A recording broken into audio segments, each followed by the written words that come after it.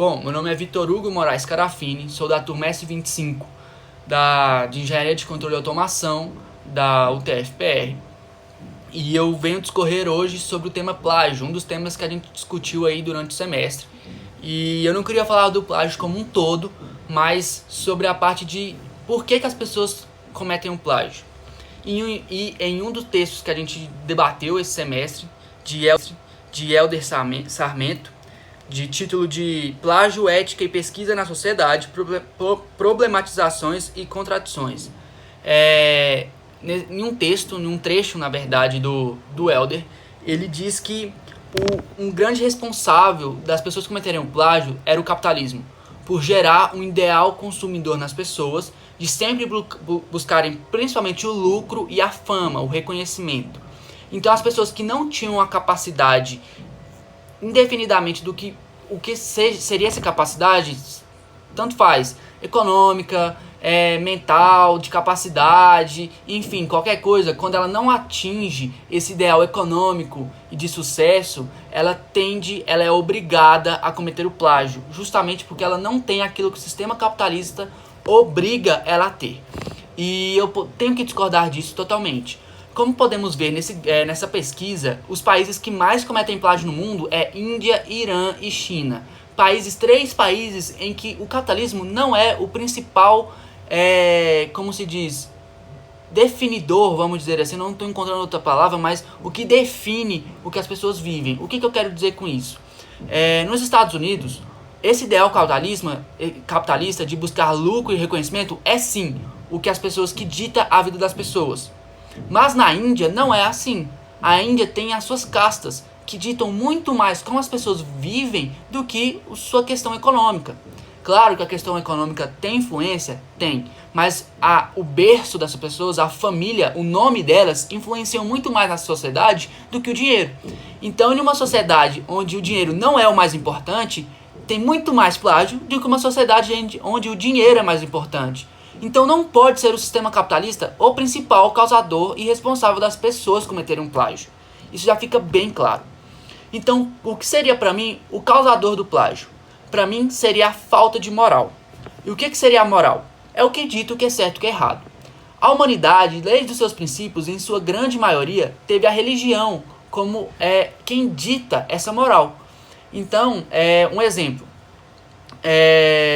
Não, vou deixar esse exemplo mais para o final. Então, a falta de pessoas religiosas ou que possuem esse ideal religioso dentro de si são pessoas que não têm uma moral muito concretizada dentro de si, na minha visão. Então, um exemplo, uma pessoa que se diz católica e ela é a favor do aborto.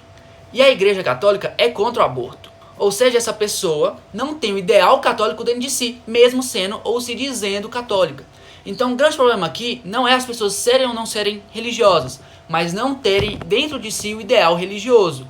Muito menos as pessoas que não são religiosas, que não vão ter mesmo influência nenhuma da religião nas suas vidas. Então o que eu quero dizer? Que a moral dessas pessoas cria um vácuo na moral, cria um nada. Essas pessoas não têm nada que ditam para elas do que é certo e o que é errado. Porque se elas tiram totalmente os ideais religiosos delas, o que dita para elas o que é certo e o que é errado? Na minha visão, não tem quase nada que dita o que é certo e o que é errado, além das religiões. É muito difícil você encontrar algo que é inato do ser humano, que é certo e que é errado. E você tem várias e várias questões filosóficas do que é certo e que é errado quando você tira a religião do meio. Isso é um grande problema.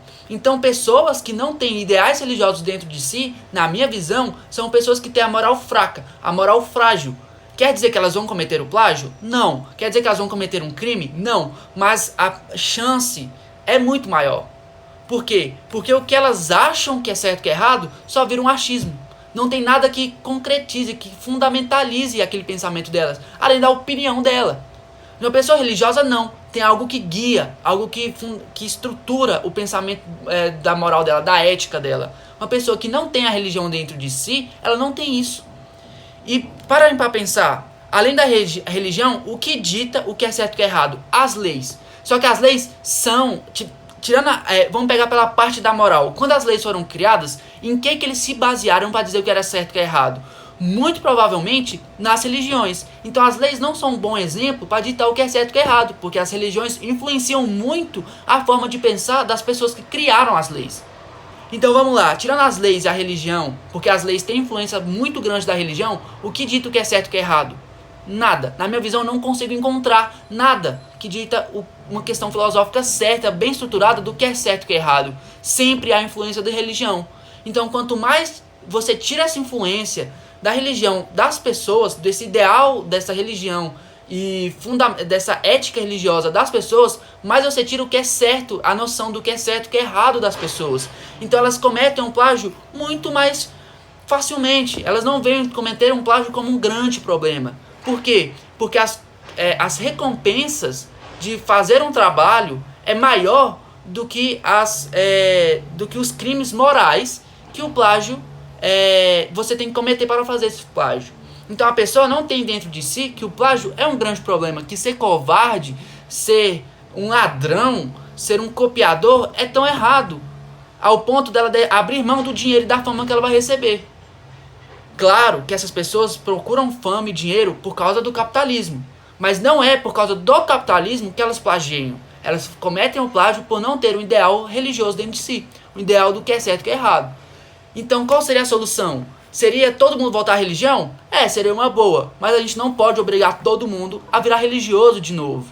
Isso é muito complicado, até porque isso seria contra a moral religiosa, obrigar todo mundo a virar religioso. Então qual seria a solução? Não vai dar tempo de discutir isso nessa aula, nessa exposição dessa minha ideia. Mas eu tenho sim uma simples ideia bem abstrata do que poderíamos fazer para melhorar essas práticas.